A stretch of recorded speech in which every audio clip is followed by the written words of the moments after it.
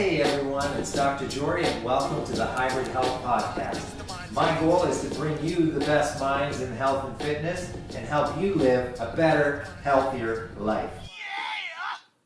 I'm trying to think how I want to start it. In this first ever Hybrid Health Podcast, we talked to Dr. Salma, naturopath, about what it takes to become a naturopathic doctor. What kind of tests could you take? Blood tests, food sensitivity tests, urine tests, the interpretation of those results, different supplementation like vitamin B12, vitamin D, testosterone. I go on a little bit of a rant about peanut allergies. We check in with my friend from Botswana, Dr. Stefan. He has some funny things to say. We tackle the controversial topic of homeopathy, some other topics as well to help you live a healthier life. You may find that we are a little bit stiff in the first few minutes, and as we get our flow on, the conversation is great from then on. So thanks for watching or listening, and enjoy the show. Hey everyone, my guest today is Dr. Salma Hassouna, naturopathic doctor here in Toronto. Dr. Salma, thanks for joining me today. Thanks for having me. This is the first ever Hybrid Health Podcast. Yes, I'm honored. And I wanted to start with what got you into becoming a naturopathic doctor. Basically, I grew up in a very medical household. Everyone in my family is kind of in the allopathic medicine field.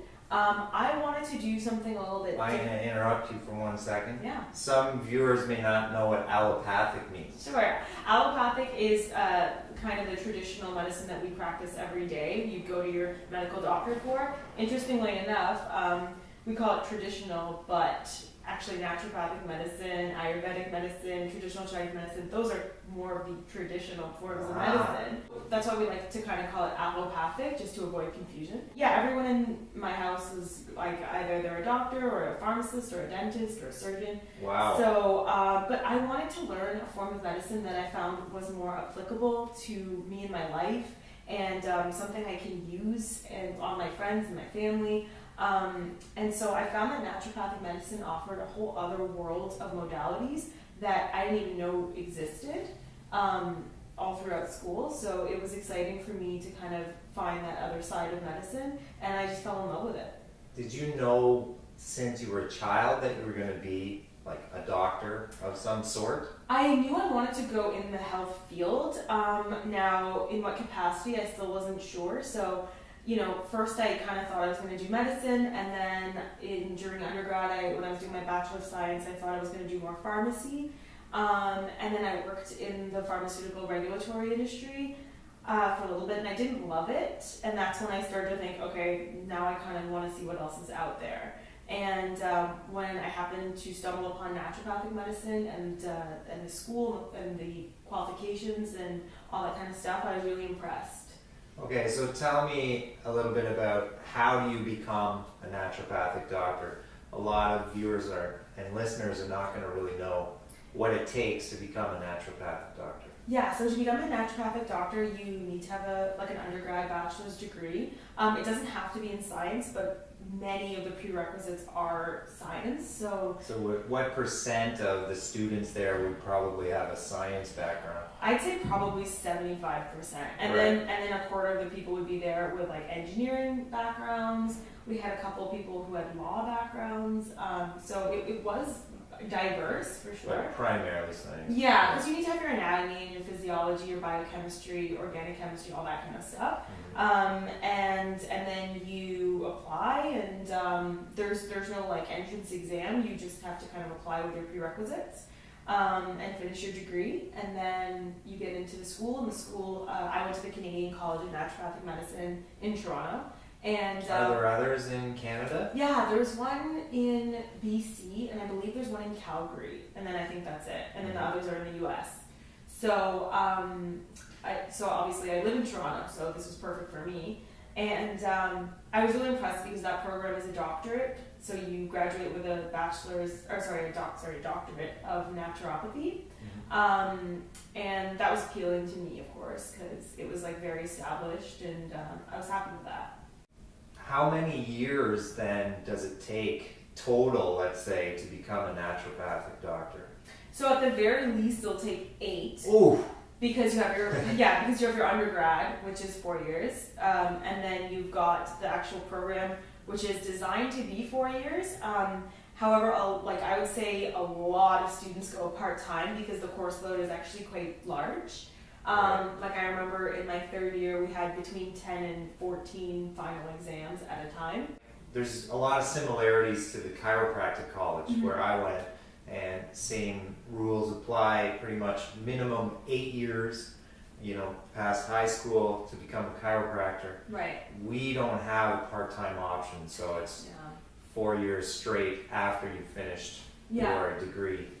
I did mine, I didn't go part-time because it was just so much school and I kind of wanted to just be finished with it sooner rather than later. Yeah. But yeah, they offer, you can do it part-time so that you have about 7 courses at a time.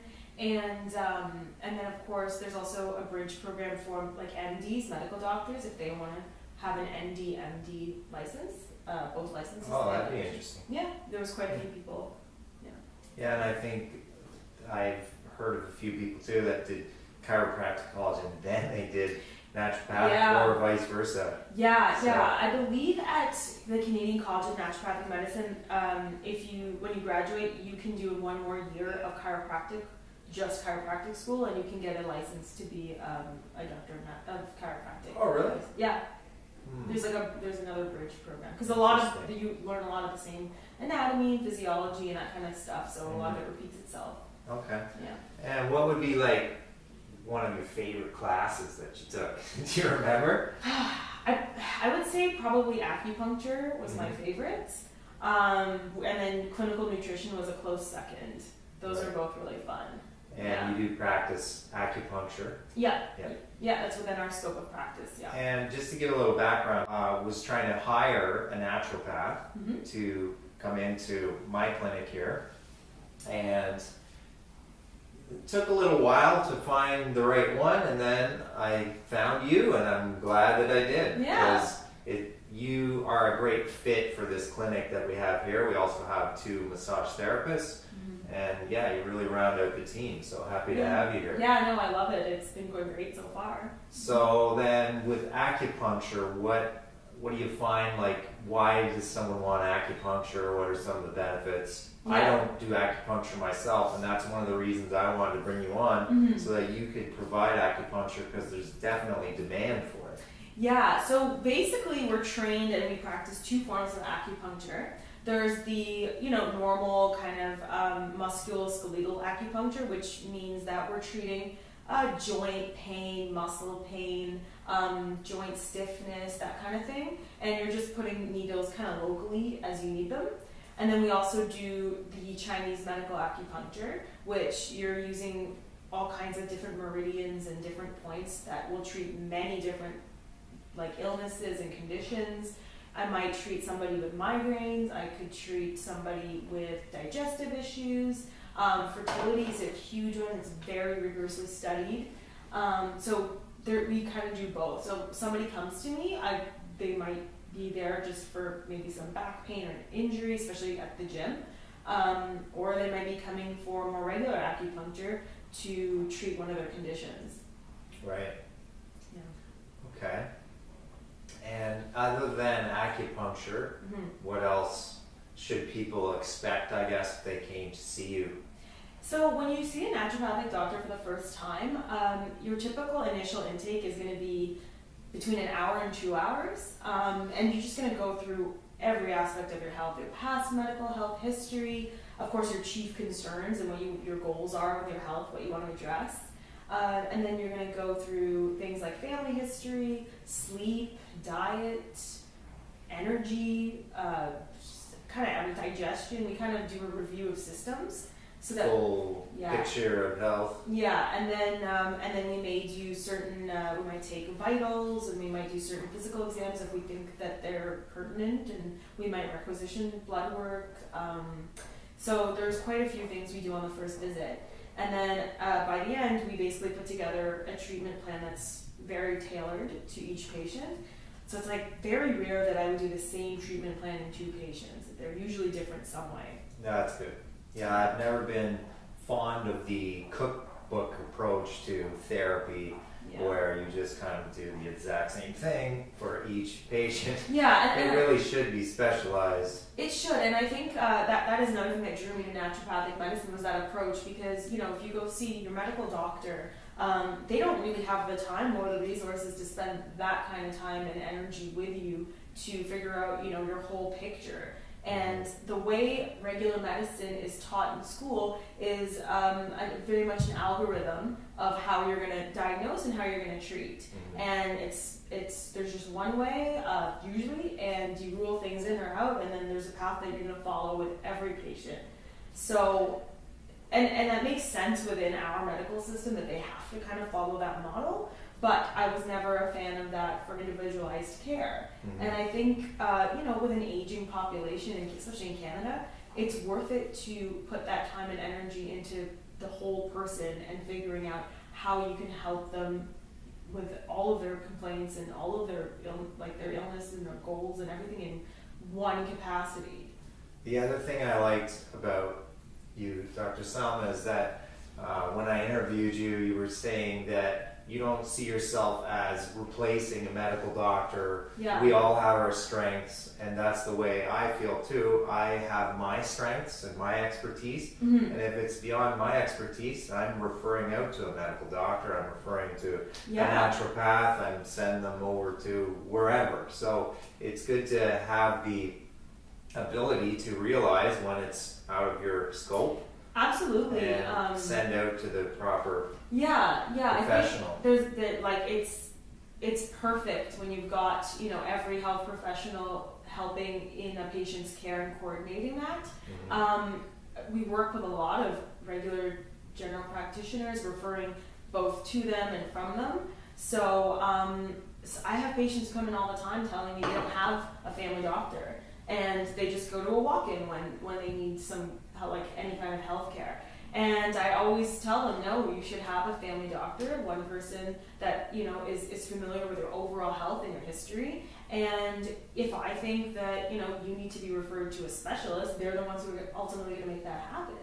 So I've referred actually many patients now to a family doctor. I know of a few that are accepting patients, and we work together in that regard so that the patients are having all the care they need, rather than just kind of divided against different practitioners. We're working together.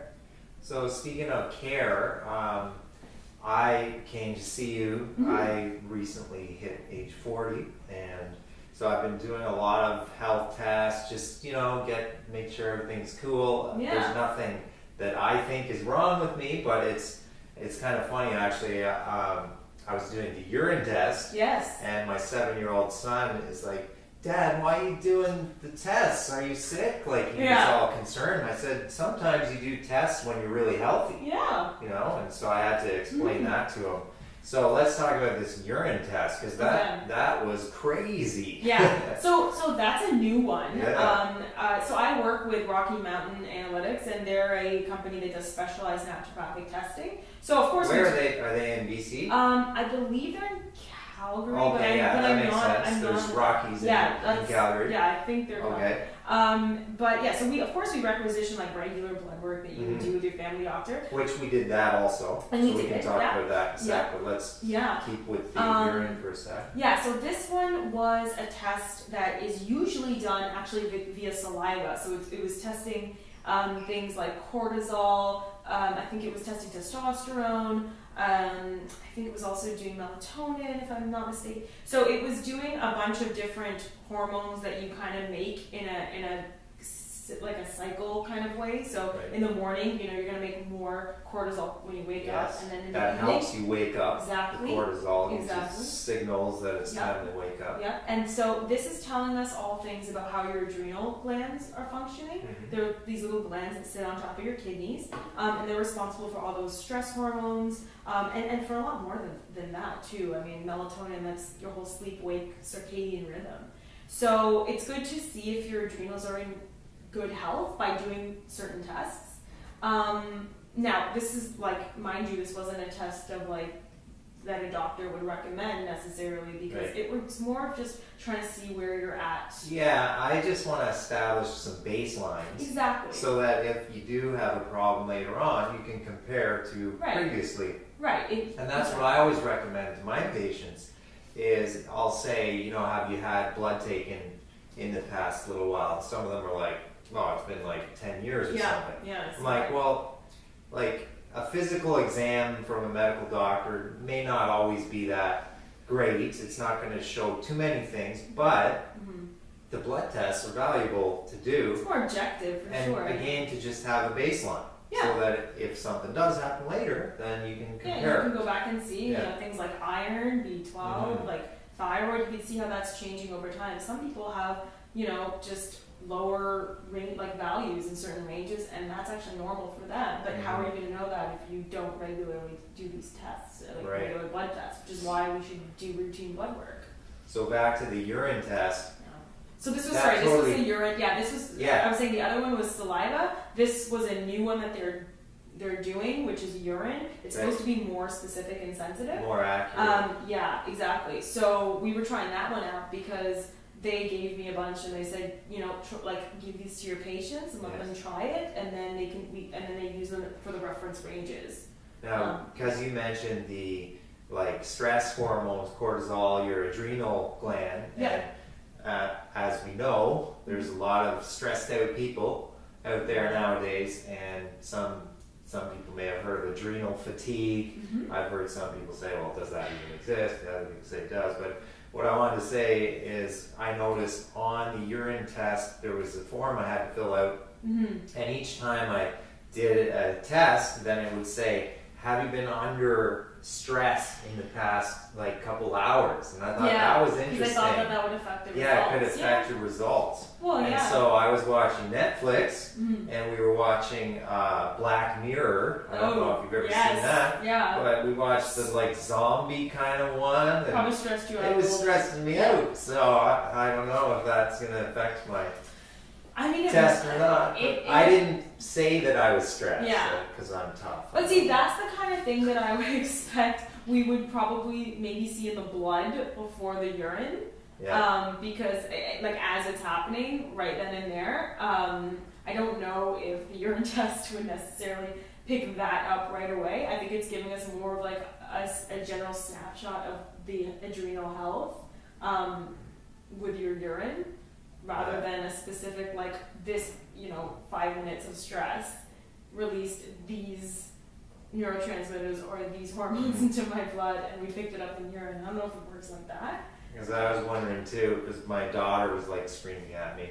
Yeah. 3-year-old daughter, and I'm like, that's kind of stressing me a little bit. I don't know if that could affect it, but I think that would compound itself over time, and then we would see it in the urine. So it'll be interesting to see what this comes up with. And the reason that I wanted to do this urine test is, as men approach age 40, it is very common for testosterone levels to start to fall a little bit, and especially if you have kids. And it's an interesting thing because when a man has a child, then you have to sort of have the paternal, or even you could say maternal, where you're just really caring for your kids, right? And that can actually decrease your testosterone, right? Yeah. So I've been wanting to just check, make sure it's all good. I don't have any reason to believe it's not, but it's good again to establish a baseline, see where you're at, and then because testosterone is a very important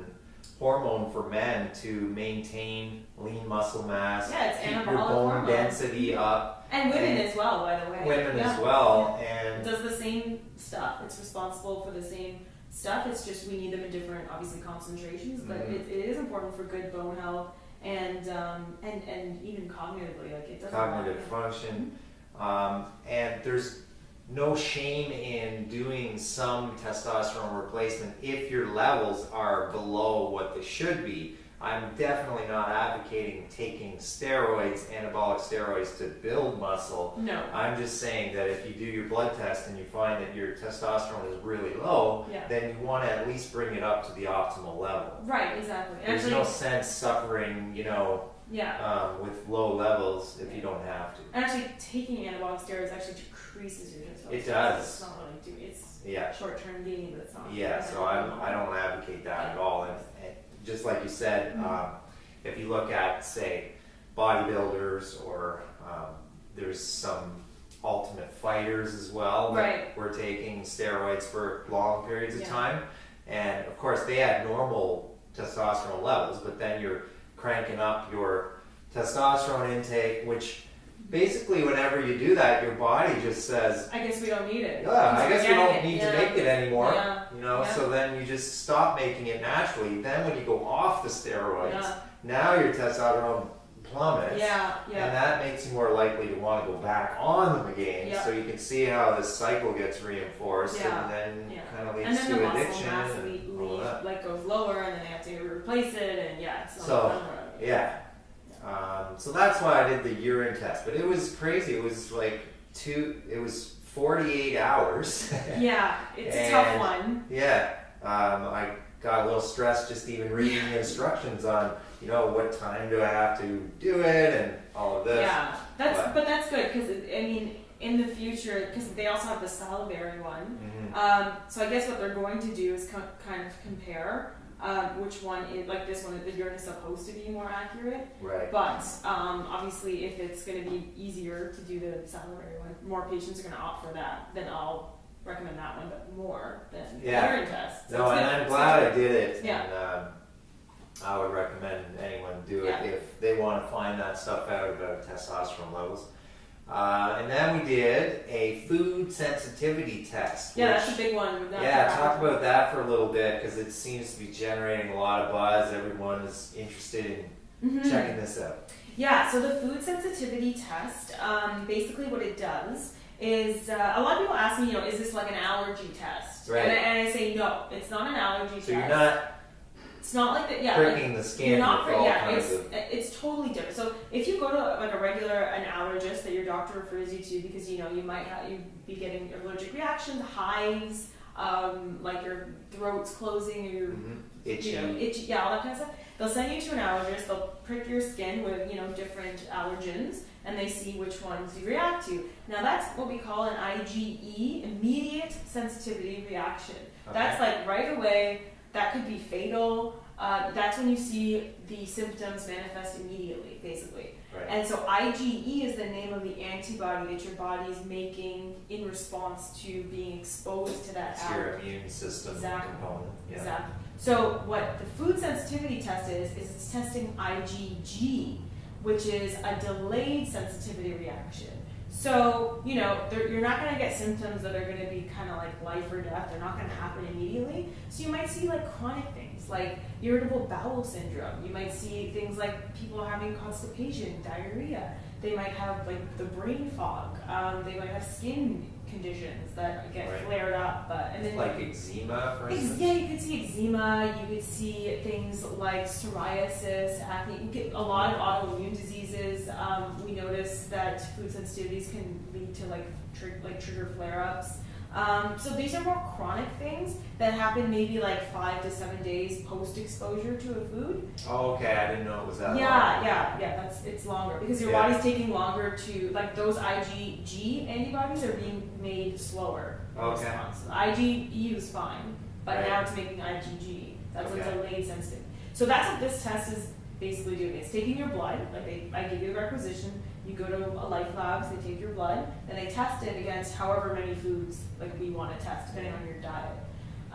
And then it'll come back and it'll say which ones are elevated for sensitivity. Which is red.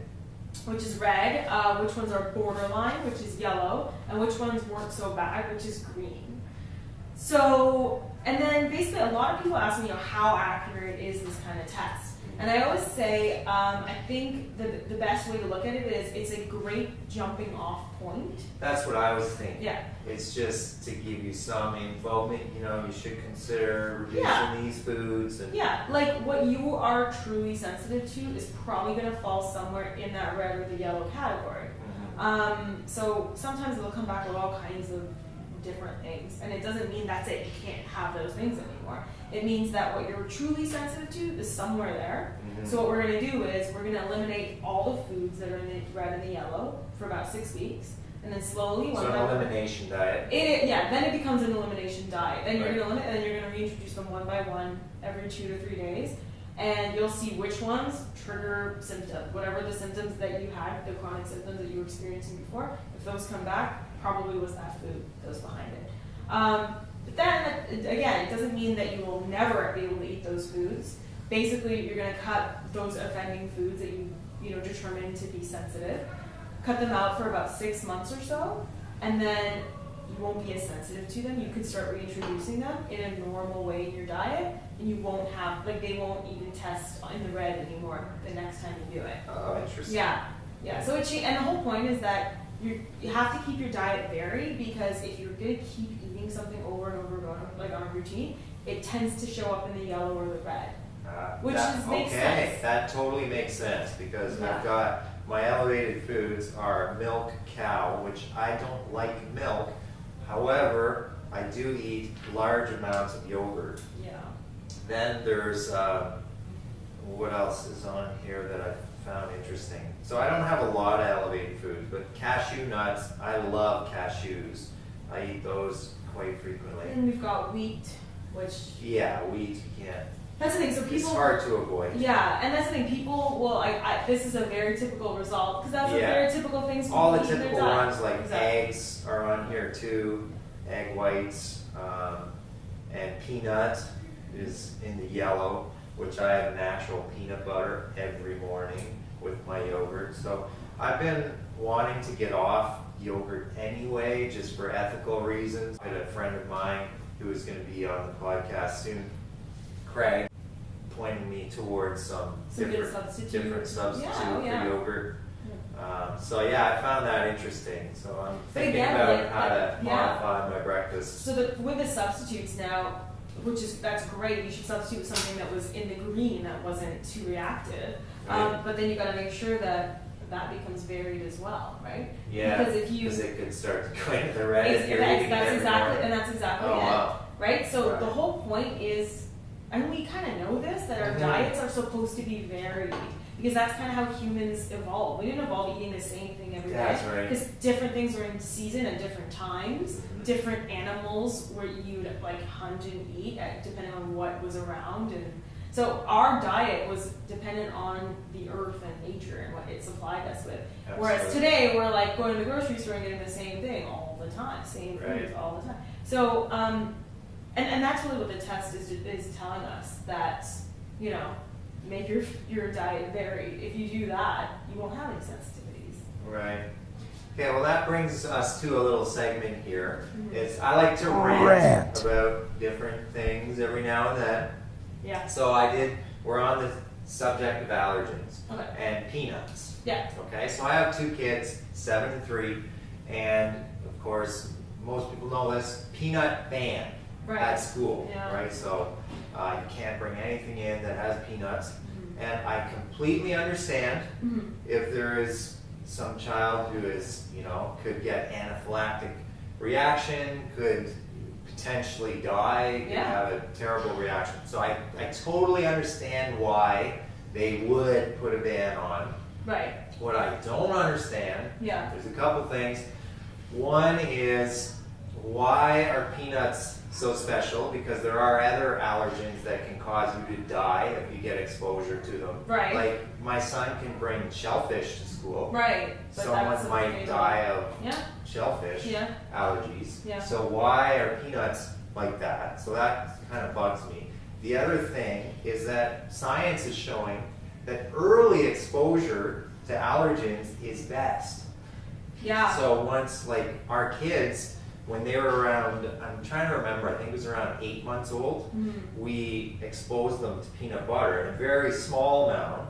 And it's like, I always joke about it, but I'm like, make sure there's gas in the car, we can get to the hospital quick, have the Benadryl right beside you, ready to go. Yeah. But isn't that weird? Because it wasn't like that when I was a kid. I didn't know anybody in my classes that had a peanut allergy. I know. So I feel like it's getting worse and worse. Oh, yeah. Only because we're trying to put our kids in a bubble and protect them from the peanuts. You know? Yeah, it could be that. I think it's getting worse because of the ban. It's definitely getting worse. We know that, right? Mm-hmm.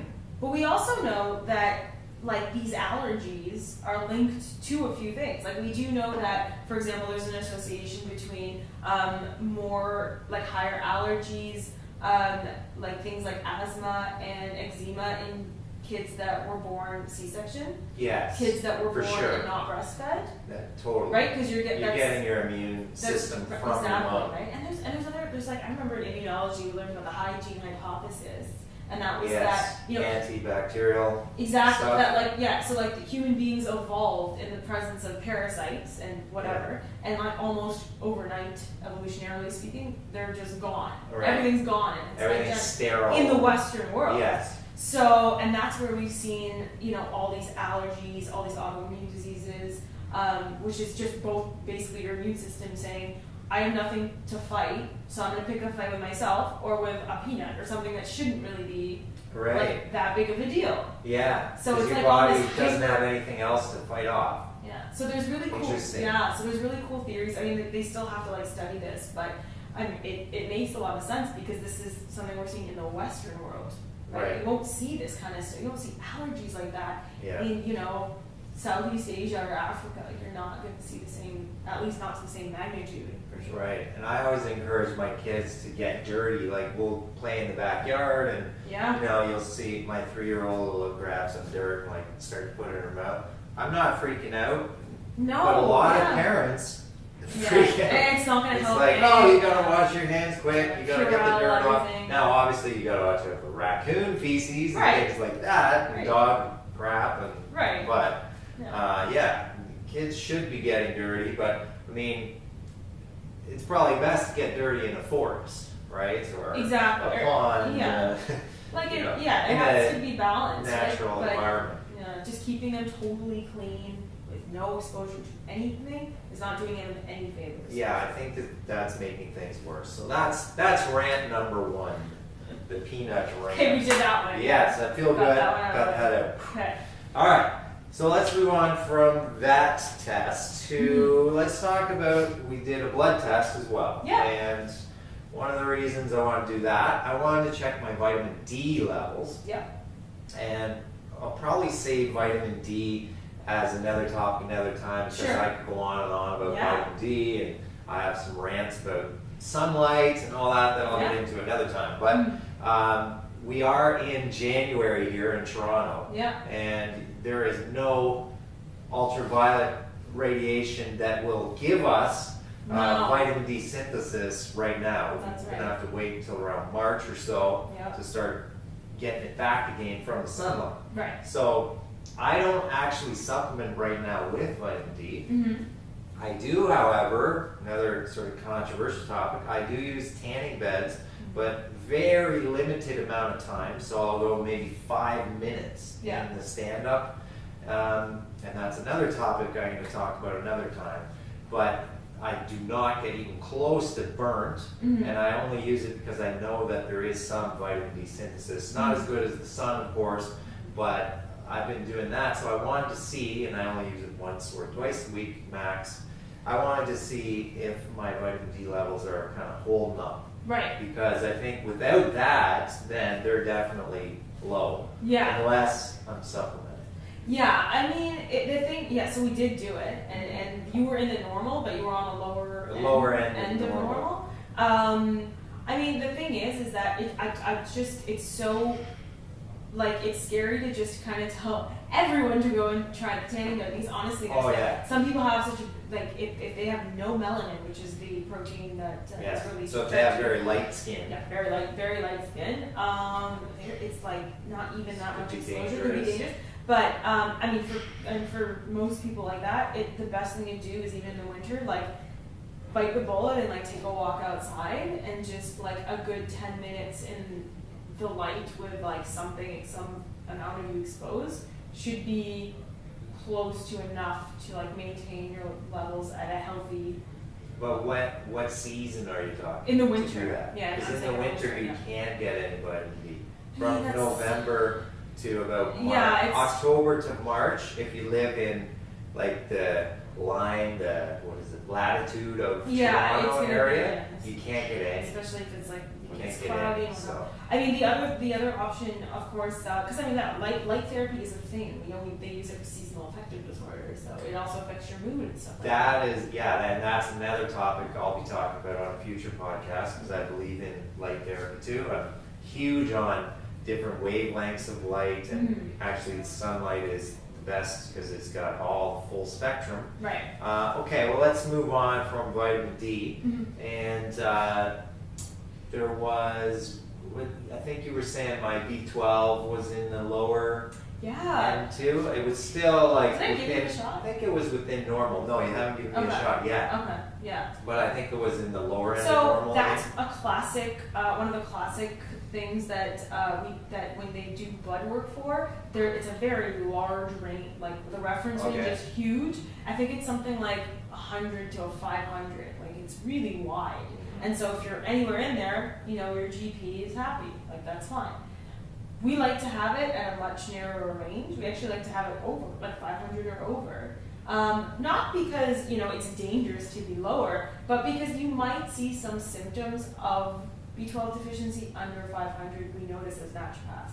So things like low mood, things like low energy, that could just be explained by having lower B12 levels. So, I'll never forget, I had a patient who came to ask for my opinion because she had very low mood and her doctor was going to put her on an antidepressant and fluoxetine, which has a lot of side effects, and she just wasn't sure about it. And I said, mood, let's just do a basic blood work, which she hadn't done in a long time. And B12 was about, I think it was like 120. It was on the lower end of normal, right? I said, let's just try some B12 shots first, just because you have nothing to lose.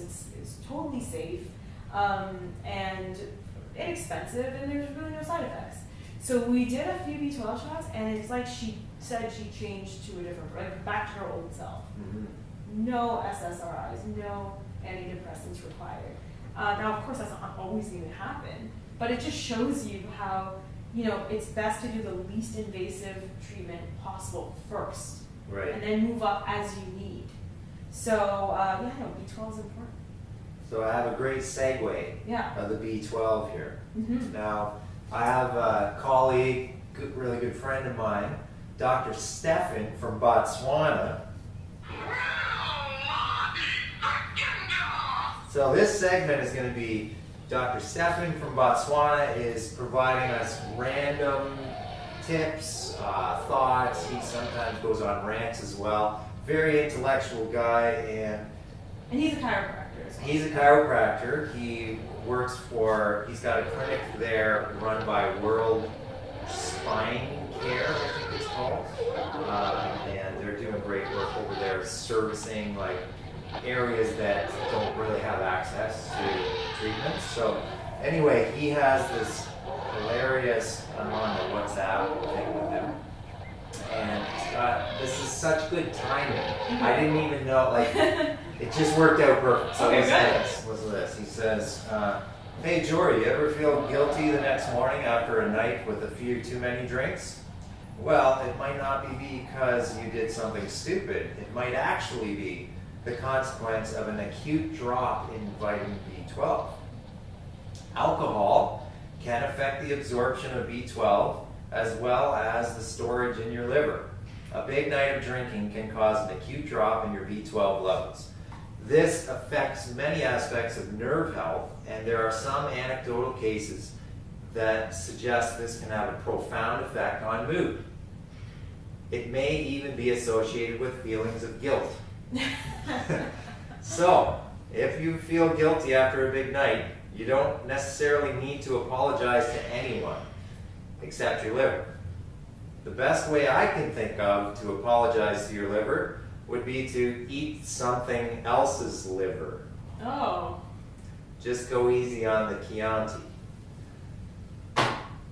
Yeah, that's interesting. So we're not condoning binge drinking. No, by any means. not at all. But I know what so basically, to metabolize alcohol, your liver requires a number of B vitamins. in. So there's something about intrinsic factor. Yes.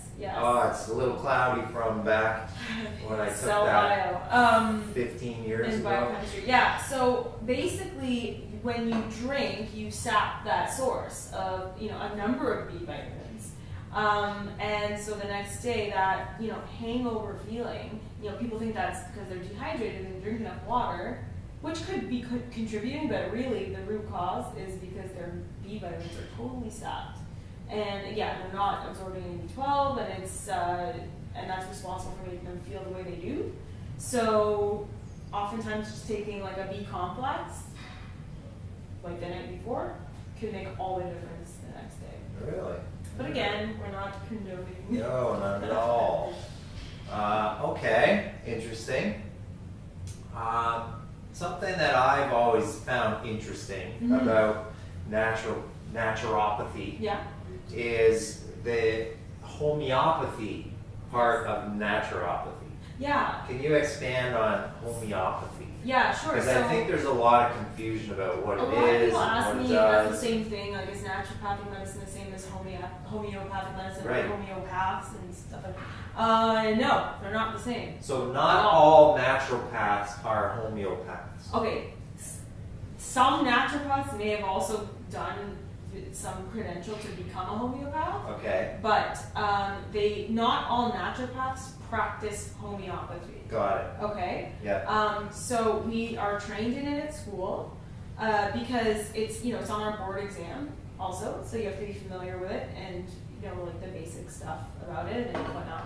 It's a modality that we are trained to offer. Okay. But by no means is it the base of naturopathic medicine. Okay. I haven't used it once since I graduated, and just explain kind of what it is. Mm-hmm. It's kind of a concept of treating somebody with a remedy that would make those same symptoms in an otherwise healthy person. Which is a weird concept. But for example, if you came to me, you were jittery and you couldn't sleep, and I gave you caffeine. Right. Because caffeine would cause those symptoms, right? Okay. But I'm giving them to you because you have those symptoms. Which, okay, fine, if we can get on board with that, maybe. But then after that, the more we dilute it, the more potent our remedy is. Which is where it gets a little So the dilutions, controversial. that's the thing that Yes, dilutions make it more seems potent. strange to me. Yes. Now, and as well. can I jump in and try and explain what my understanding is? And I've said this to a few people when they ask me, what is homeopathy? And maybe I'm completely wrong here, so maybe you can help me. Yeah. But is it true that it would be like, say, the example you gave, let's say with caffeine, that you would take like 1 drop of caffeine, put it in a glass, then take Shake it. one drop from that, put it in another glass of water, take another drop, put it in another glass. And you it's do getting that stronger. 10 times, right? So by the end of it, the idea is then there's like 1 molecule or like a really small number of molecules in that water. Smaller than Avogadro's number, which in chemistry means that it doesn't really technically exist anymore. Right. But the concept is every drop of water is taking the energetic profile of the remedy and amplifying it every time you put it in a bigger body of water or something like that. Okay. So it's getting, so it's supposed to be... In your rambling, incoherent response, were you even close to anything that could be considered a rational thought? So it is confusing. So I don't, and the thing, and the other part of it is, rather than just treating somebody acutely for what they have, we would basically treat them according to their constitution, which means, you present with all these physical symptoms. We're going to spend a long time, hours, kind of figuring out your physical symptoms, your emotional symptoms, psychological, like everything. And then I'm going to pick a remedy that best fits your constitution. So in a way, when I was learning it, I thought of it kind of like astrology. Right. So, you're like a Capricorn, or you're more like a Scorpio, or like whatever. You sound like this remedy, except there's thousands of remedies. And so it's like a rigorous science to figure out what you are. And okay. That's the best I could explain it. All right. Cool story, bro. Yeah. So I don't practice it. Okay. No, disrespect to naturopaths who do and patients who do. And there's no denying that some people could get results from that. Yeah, I mean, I don't There's a very powerful thing we call the placebo effect. Exactly, right? and that's not something to be taken lightly. Not Like the at fact all. that It can work. Yeah. If someone believes that something will work, which can work. should be explored in itself as a concept for sure in medicine. But I don't know if I feel ethical about giving somebody something that has really no element of evidence-based medicine at all. So if we could find, I mean, some things are hard to do, study to prove, but I think that would be one that you could do and I some think studies, they have like double-blind. They have. But you have to also remember, like, to pick someone's constitution or whatever, they still have to sit down with them and collect their information, and that's therapeutic in and of itself, right? Someone's sitting there and just asking you about all your symptoms, spending all this time with you. So that's got to do something as well. Yeah. So Okay. I don't know. I don't practice it, but if patients use it and they like it, that's fine. They can. I won't tell them not to. Yeah. But it's just not something I Exactly. And I'm not. Again, we're not dissing homeopathy. No, I mean, far be it from me as a naturopath. I just have never really understood how that could help, really. Yeah. But I mean, anyway, if you believe it works, then it can work for you, right? So it's safe, that's for sure. Yeah, With that babies is and true. children a lot. It's very safe. Yeah. All right, let's move on. We've got one last topic that I'd like to ask you about, which is recently you got trained in IV therapy. Is that what it's called? Yes, I got my IV license therapy. to do IV therapy. That's to mainline basically IV like infusions that have vitamins, minerals, nutrients, amino acids, all kinds of stuff. Wow. So we do that. There's like a bunch of different, conditions and illnesses and symptoms that you can treat with IV therapy. Like hangovers? Oh, sorry to go that's- back to that. That's probably the easiest one to treat because Right. it's your sapped of B vitamins. We're just gonna load you with B vitamins.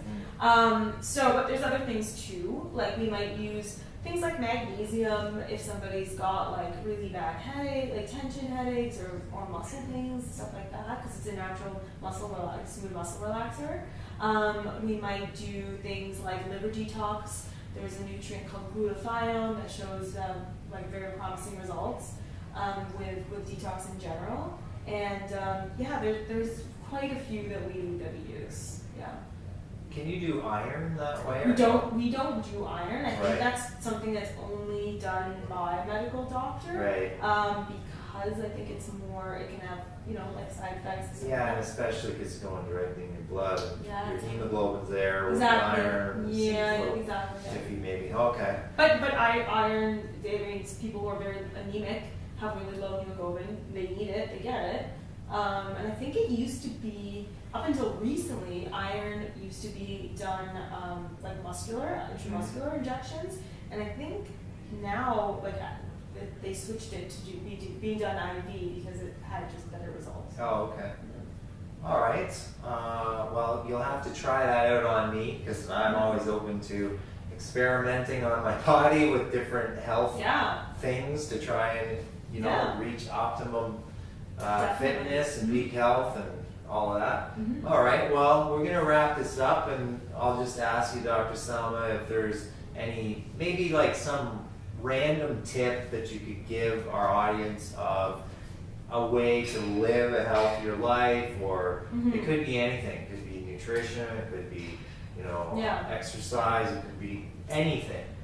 Anything that you can think of that's maybe something that's not so common that people wouldn't have heard that much about. I would say just a daily, something to add to your daily routine that most people don't do, that I use in a lot of patients is just having, when you wake up in the morning, having a lukewarm room temperature glass of water with lemon in it. Yeah. Sounds kind of like whatever, but it actually makes a really big difference with your metabolism because first thing in the morning, you want to kind of wake up your adrenal glands, wake up the cortisol, wake up the digestive system, and lemons have lots of different nutrients in them that do that. and vitamins that are involved in the adrenal pathways. So, and of course, having it not cold, because if it's cold, it's not really going to wake up your digestive system, right? So you want to kind of get the whole digestive system and adrenals up and ready for the day. So first thing you do in the morning, like having that glass of water, and then getting ready, brushing your teeth, showering, whatever, and then having breakfast, that can make actually a very big difference. Especially people with like indigestion, bloating, constipation, like those kind of digestive systems that are chronic. It's a great one to. So this is something that's like safe for everybody to try, and just a good habit. Yeah. All right, and how can our audience reach you, or social media or website? Anything you want to plug? Yeah, I mean my brand is called Medivis, Medivis. Vis in Latin means the living power, healing power. Nice one. So yeah, so basically. And you have a website. I have a website, medivis.ca. Yeah. Or on social media, you can find me on Instagram and Twitter at medivisdoc, DOC. And yeah, I just post like some tips and cool stuff that I find. Right on. Yeah. Well, thank you so much, Thank Dr. you. Salma. Let's do a little fist pump. Boom. Thanks for joining me in the first ever Hybrid Health Podcast. If you have any comments for us that you want to put down below, because this is going to be on YouTube, go ahead, give us the thumbs up if you like this, and of course hit that subscribe button there, and we'll see you next time. Until then, get your health on.